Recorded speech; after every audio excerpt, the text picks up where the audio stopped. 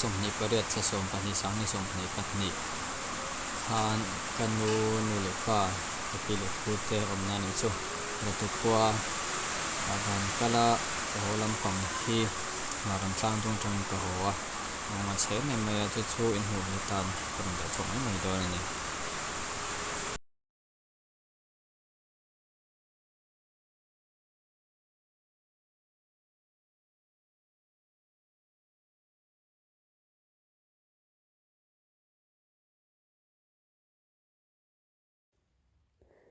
ตัวไหนเฮียน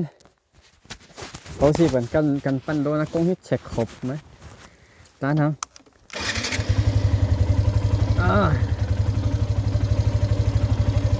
อ้วนจัดปองไอ้nomorอ้วนจัดyang kapot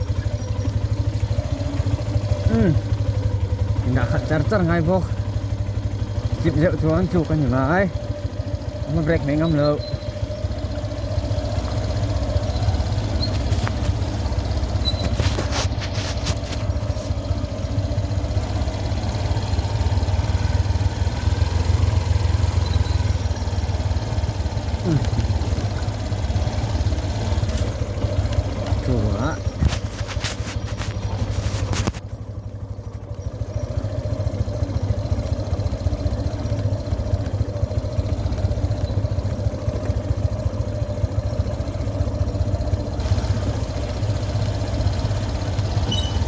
sila ay sa pon takan pon tak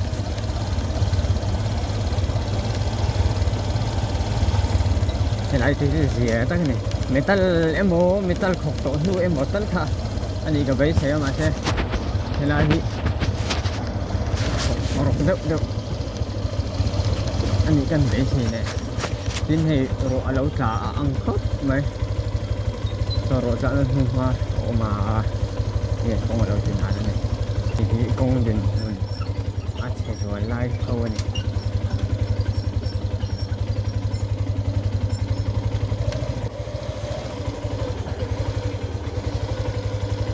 này like tại xin gì à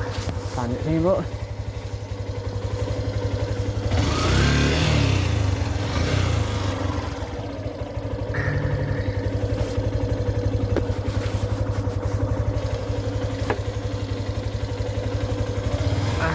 trong thân mình đâu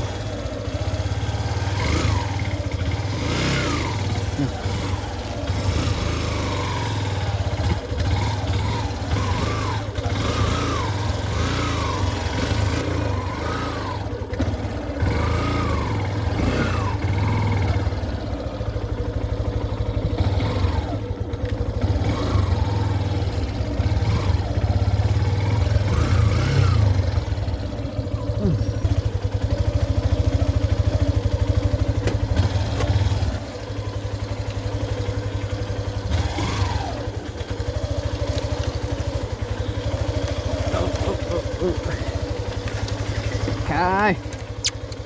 thầy con có lụt chị mày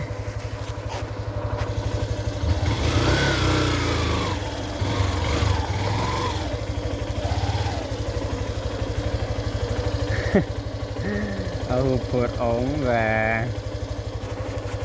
quỳ lộ ba khả năng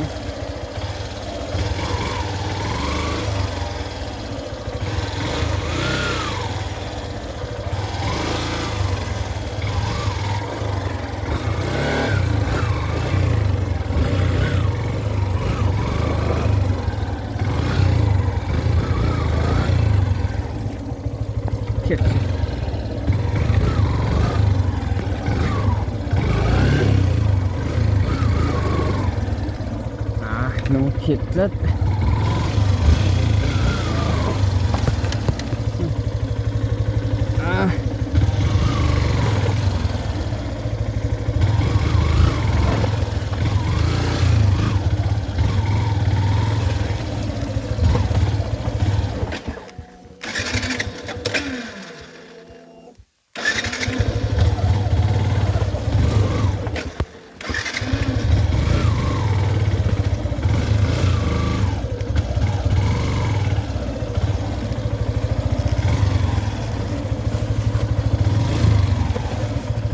mặt cả tại đúng là tăng thế này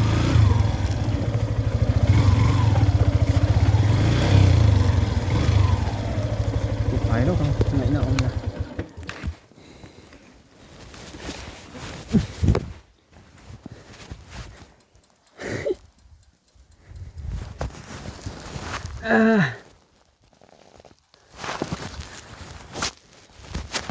thì có coi bal khắp các em chim lắc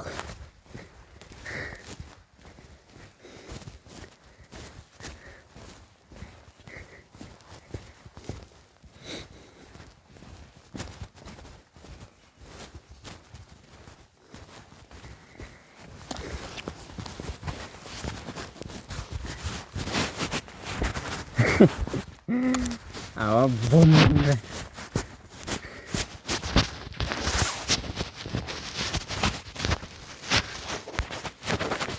chị thấy mấy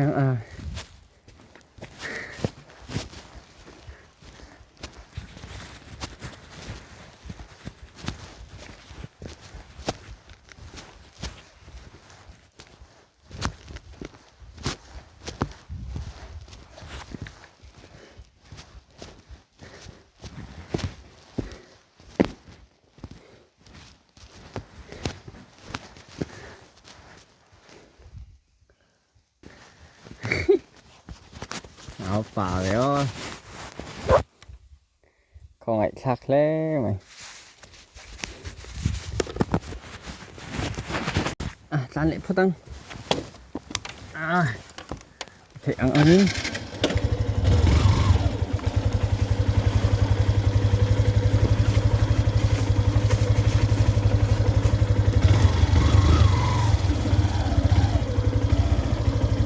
làm cái gì mà mấy đầu thuốc mày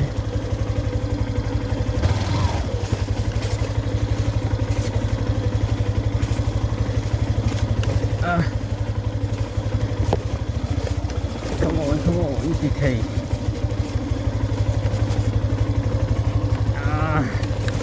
cái ta vậy cả ông và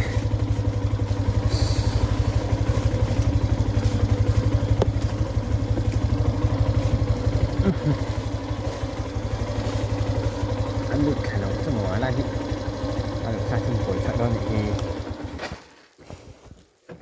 anh lộ ông tệ bây à dính thấy em ốc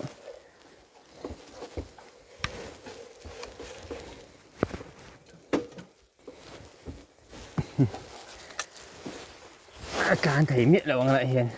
con phản xấu mày này đây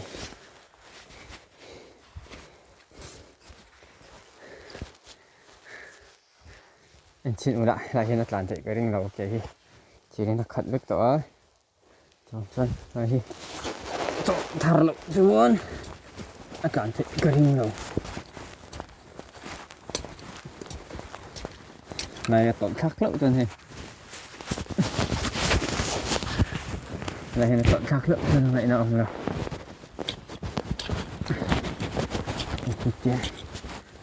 cháu thar đi là cả thịnh mèo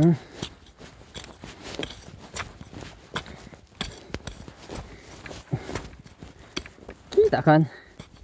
thì bạc hạt tùy cho tôi không mua thế thì tùy thì cũng một điểm một triệu ô một triệu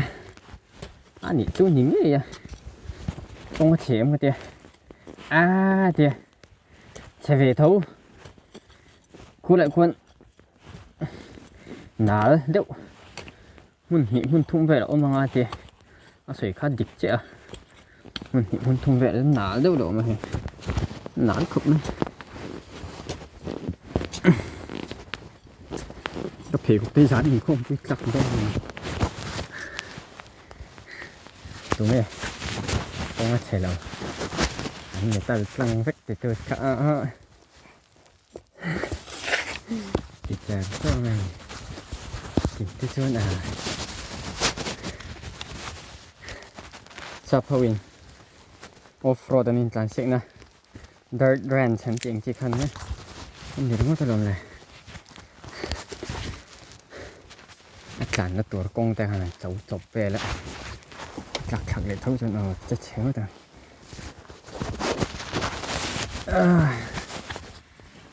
Selalu tu orang yang tidak sih.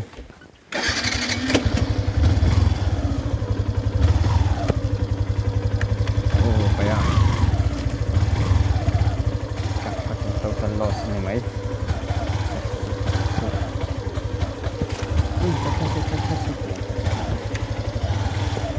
Hay đó. Cái cảnh như thế cũng nhanh này. Cắm bụng này. Lậu mà ô phát triển này. Chỉ vì khúc mấy ai.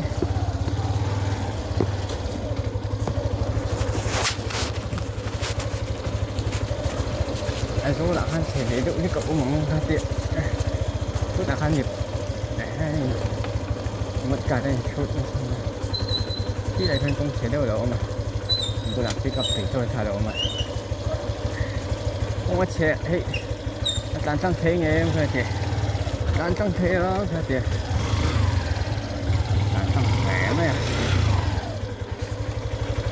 Không trên sau thế này. Rồi ăn sạch chi mà cũng lại hiền.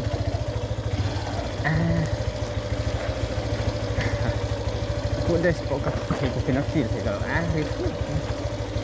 chúng mà tâm mình mất cả rồi mất cả công chuyện chỉ đây là ông nông này chỉ lại thì chơi tụi con hồ bắc hơn bay cả một yêu tụi nó già chứ lù điêu này không chừng là công trình chính này hành thì nó có điện thoại nhẹ vậy này xảy ra cái cỗ thế đó anh thả lầu cái này mấy anh thả chín nó mà thả lầu chín sao cứ thả lầu cái này vậy hay anh thả lầu chín này hết chuyện số cũng lý ăn mấy mấy có gì thế quay lầu mà chứ gọi lâu ta nhiều hay lý gì nó rất là chỉ lại một phần kinh càng về tốn ăn chỉ càng một rồi còn nữa là còn không tùy điện là mà tiền đây tùy điện tâm điệu mấy thì đó là sai làm chuyện cho nó tùy điện thì ăn thì to còn ai thì chính là cái không gì đâu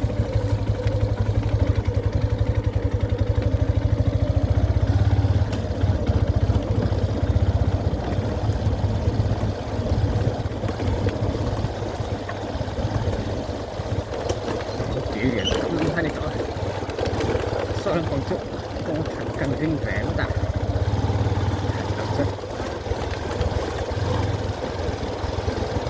anh là cái đề cái này mấy khải nó regret no regret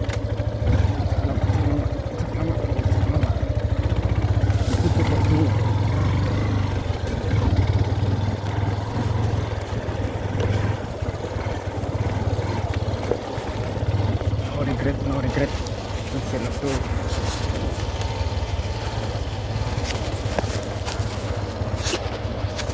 experience nó dễ mãi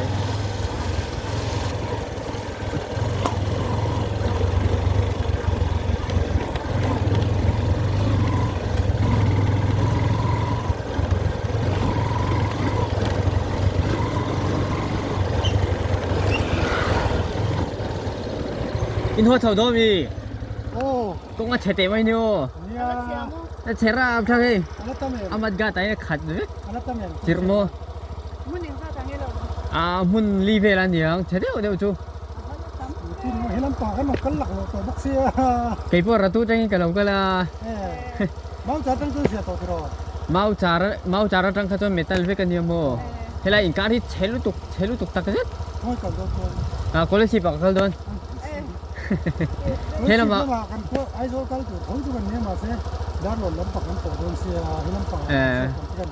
thế là bằng hiện nay chúng này số có mà sẽ công hi lâu chế mà nè phim khuôn đâu in cái đâu mà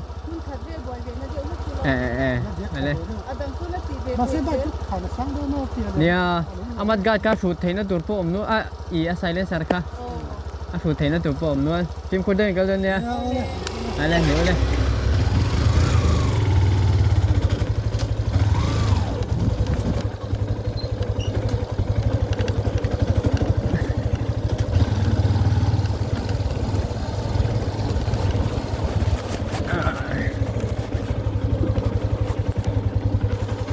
水太大了。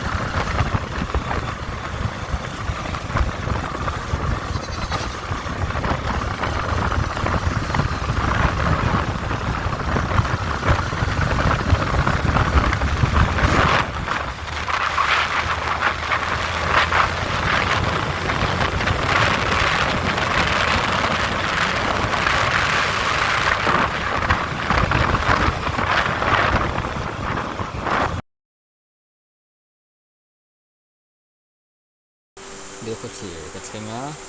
dikocilnya, tomatnya tadi itu temen siapa? Jumpa juga ikut tak thủng nó tên mình kỹ phải sẽ các bài thì mình sẽ phải sẽ cả lòng mong lá mày chân gió có hổ có xì phí đang làm về này